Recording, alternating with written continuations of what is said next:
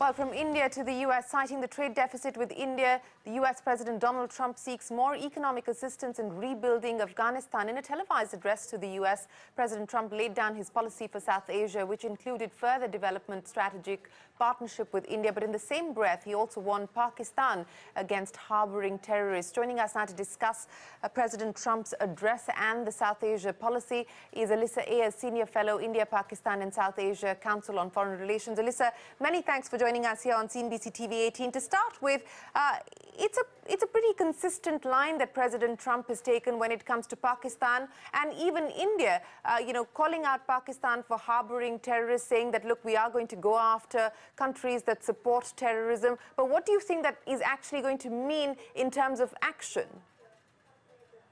Hi, Shireen. I think that's the big question. Obviously, the president didn't give very many specific details in his speech last night, including on the question of possible path towards a political reconciliation with the Taliban.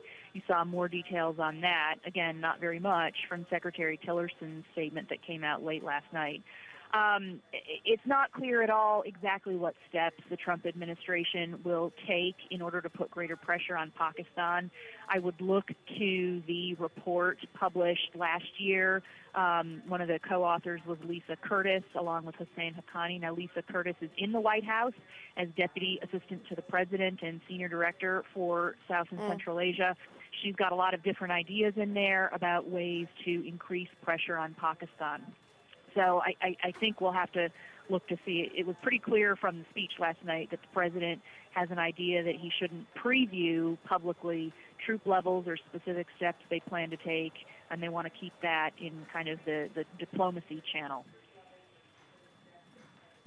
So you would imagine that this is likely to take the diplomatic route.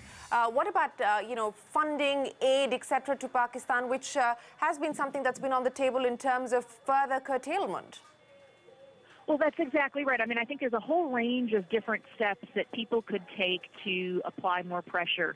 Among them are conditions that cannot be waived in order to access coalition support funds, for example. Now, a tightening began actually last summer. You saw last summer former Secretary of Defense Ash Carter refused to certify that Pakistan had been taking sufficient actions against the Haqqani network, and that lack of a certification made it such that $300 million in the coalition support funds were not released to Pakistan.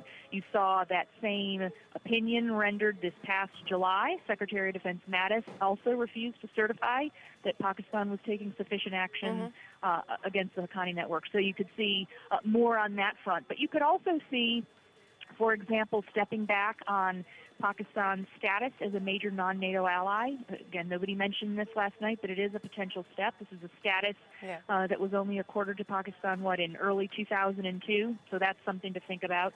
Or calibrating assistance, calibrating defense exports. There are many different dimensions to steps people could take. Right. Alyssa, I want to talk to you about what President Trump had to say on India. And, of course, a continuation of what we heard in the joint statement when Prime Minister Modi visited D.C. on the role that India could play in terms of rebuilding Afghanistan. But beyond that, also invoking the trade deficit yet again. That was something he brought up even then, Alyssa, and brought it up again last night.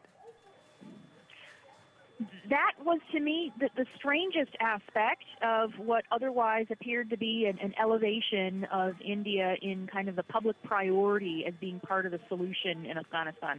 I don't know what a trade deficit with the United States has to do with India's activities and engagement with Afghanistan. India is already the fifth largest bilateral donor to Afghanistan. It's an important training partner. It's done a lot by way of development, infrastructure building, an important support partner for training civil servants.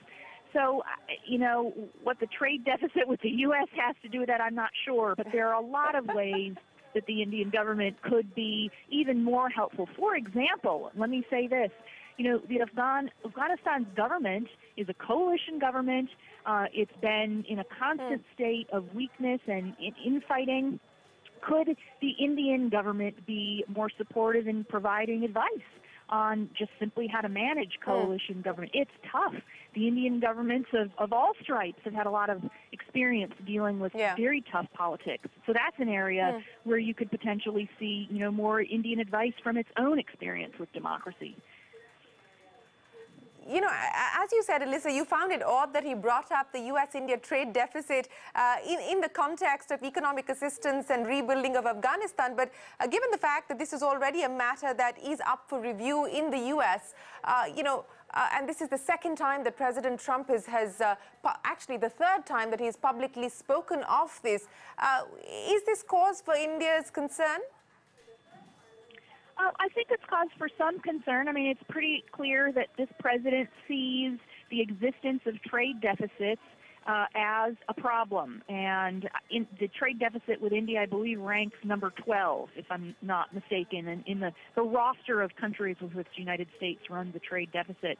But that said, again, India has been very actively engaged with Afghanistan as an economic development partner, and that is very important, vital work for Afghanistan. So I just simply don't see what the trade deficit has to do with that. And my sense is that line might not have even been in his prepared remarks. Maybe he just said that because it's something that he does see as an economic problem for the way the United States, interacts with countries around the world. It could be that as well. Alyssa, always a pleasure. Many thanks for joining us. Alyssa Ayres there from the Council on Foreign Relations, talking about the speech made by President Trump outlining his policy on South Asia and specifically bringing up the trade deficit that India has with the U.S. as well. But with